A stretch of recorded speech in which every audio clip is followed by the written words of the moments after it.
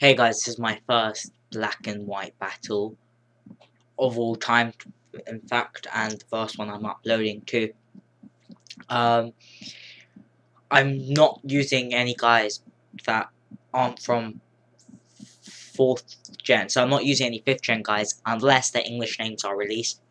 And I'm only using a couple of Dream World abilities and not the completely broken ones like Shadow Tag Shandira, though it isn't broken, it's just cheap really.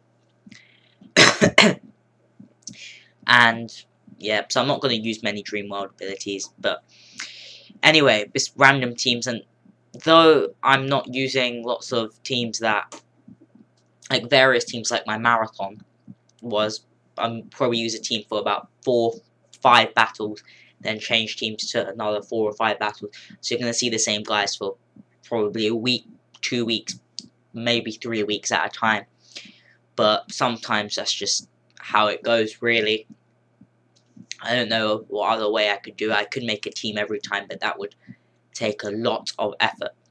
Anyway, I start off with my Scarf Gyarados, get 2 critical, well, 1 waterfall, 2, I get a critical hit basically.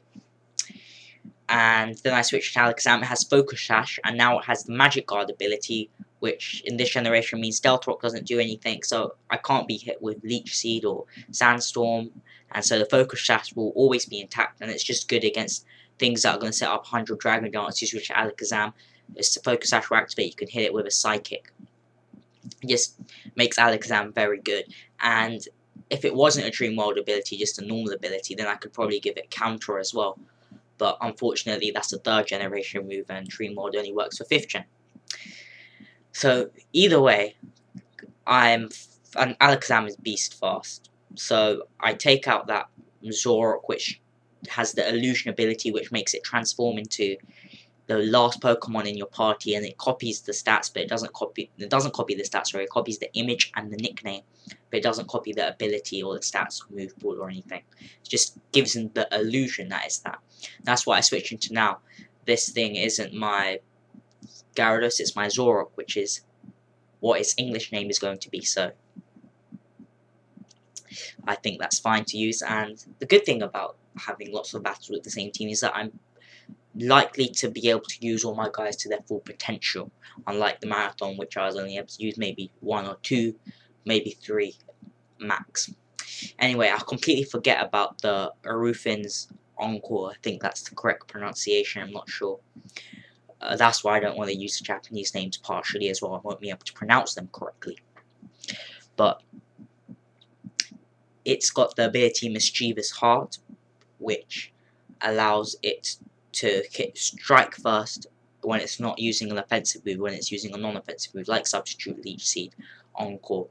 And I've completely forgot about Priority Encore, and that's going to be very, very annoying, and just very annoying, because I was locked into Energy Ball. I'd switch out, switch back in, but the Leech Seed's not going to do anything because of Magic Card, and I predicted a switch into this Sazendora, Japanese name, and hit it with 2 Focus Blasts and take it out. I was constantly thinking it was Scarf, but it isn't. It's Life Orbed or Leftovers, I can't remember which one, but it's not Scarf, so I'm able to take it out with 2 hits.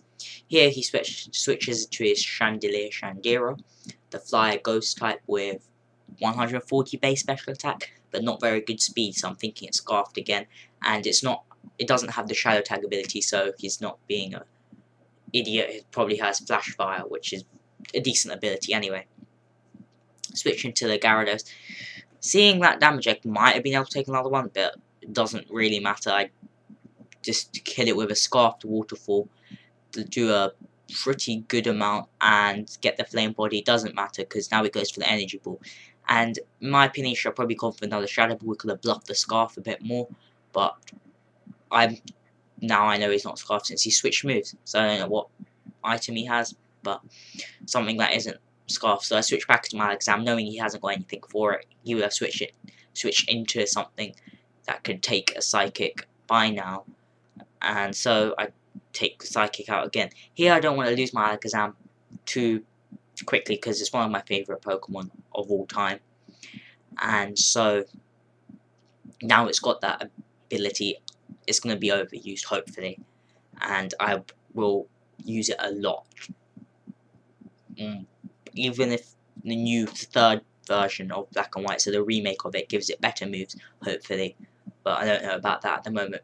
Anyway, I have the substitute Machamp, which is, I prefer it over the other fighting types in this generation, though there are a lot of fighting types now that were introduced, because it has that no guard dynamic punch. There is another one that has it, but it doesn't have this high stats as Machamp. And that confusion substitute payback Stone Edge with 100 accuracy, because everything will hit, is absolutely great, really. Not more I can say about it. Okay, let's talk a bit about Black and White. The improvements are quite substantial, honestly. The battle scenes look so much better. The more vibrant coloured, the zoom in, zoom out, do that weird things. And this is that, it's a grass steel type. It has steel thorns as ability, and it probably has the item that also gives you damage when you hit it with a physical move.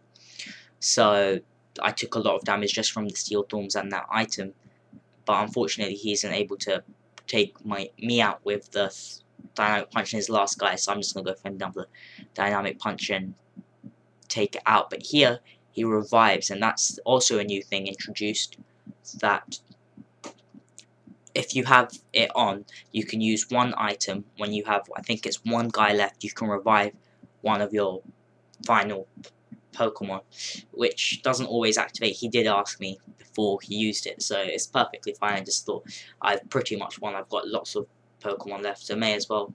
You can go for it. The weird translation thing thinks my Machamp isn't called Machamp, it's Machamp with loads of question marks after, but that doesn't really matter either. But it's not too bad, but before the battle, you're able to see your opponent's Pokemon and switch your lead to that. I think switching the lead thing is quite unique, because they might not predict it, and Scarfed Gyarados is a great lead, but I'm not sure really. It might be a bad thing, it might be a good thing. Maybe it isn't, maybe it is. I don't particularly know. It's like a different level, it's a different type of game now, which is a good thing. I think Game Freak is their game. They have the right to do whatever they want with it, really.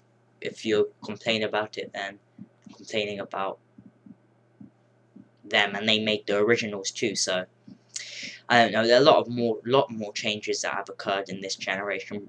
Probably gonna introduce them gradually. This was just more of an introduction battle.